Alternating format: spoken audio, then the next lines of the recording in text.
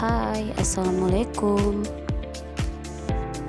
Hai, saya dari Universitas Pendidikan Muhammadiyah Unumuda Sorong, program studi Pendidikan Bahasa Indonesia.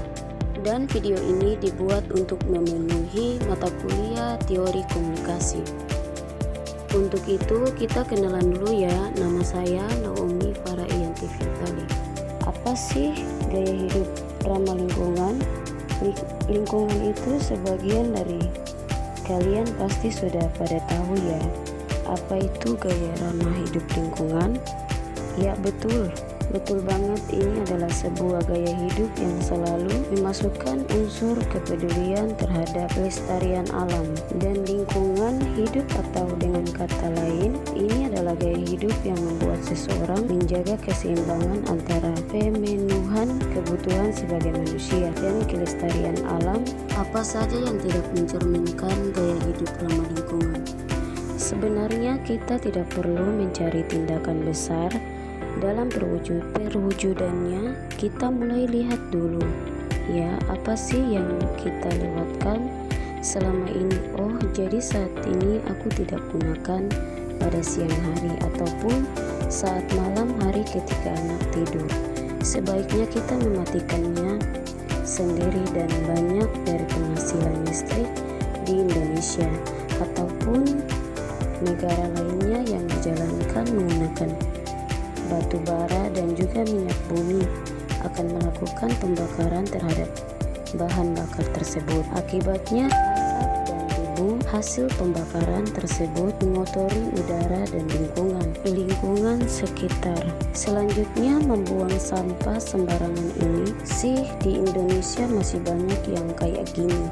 Padahal kita semua tahu bahwa kegiatan ini gak baik buat lingkungan. Apalagi yang kita buang adalah sampah plastik seperti bungkus sisa makanan ataupun botol plastik bekas kita minum. Apakah kalian sadar bahwa penguraian praktis secara alami membutuhkan waktu yang sangat bagus, dan hasil penguraiannya dapat meracuni tanah loh, karena plastik terbentuk dari pengolahan bahan secara kimiawi. Wah, seram juga ya. Aku yakin kalian juga pasti bagaimana banjir pernah melanda beberapa kota besar dalam kurun waktu yang tidak sebentar ya. Salah satu penyebabnya adalah sampah plastik. Banyak banget yang kendaraannya ternyata terlalu banyak. Menggunakan kendaraan pribadi dapat berdampak buruk loh bagi lingkungan. Kebanyakan gak sih sama kalian kalau dalam satu keluarga semua anggotanya menggunakan kendaraan masing-masing, pasti akan terjadi kemacetan di mana-mana. Dan lagi polusi udara dari hasil bahan bakar.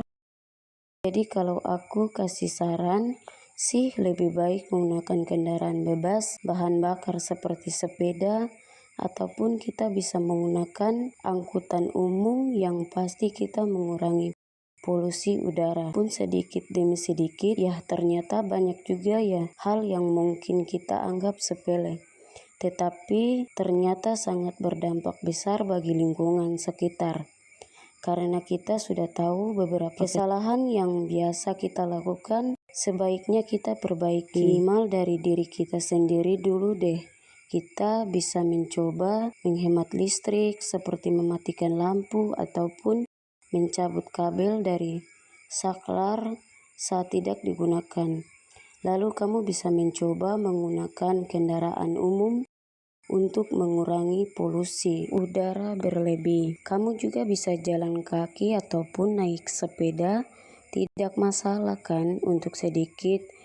Dan ada hal yang sangat penting yang perlu kita coba, yaitu mengurangi sampah plastik. Cobalah untuk selalu membawa botol minum dan tempat makan kemanapun kamu pergi. Membeli makanan di luar seperti di kafe. Sampah plastik lagi. Oh iya, jika kamu belanja, pastikan kamu selalu membawa tas belanjaan yang agar kamu tidak membutuhkan kantong plastik lagi untuk membawanya. Hal kecil ini dapat berdampak besar jika kamu mau memulainya dari sekarang dan dilakukan secara terus-menerus bagiku. Kegiatan ini sudah menjadi kebiasaan. Berusahalah untuk menjadi kegiatan ini sebagai kebiasaanmu sehari-hari ya. Aku bisa karena biasa dan aku yakin kamu pun juga bisa melakukan hal yang sama. Terima kasih sudah menonton video ini.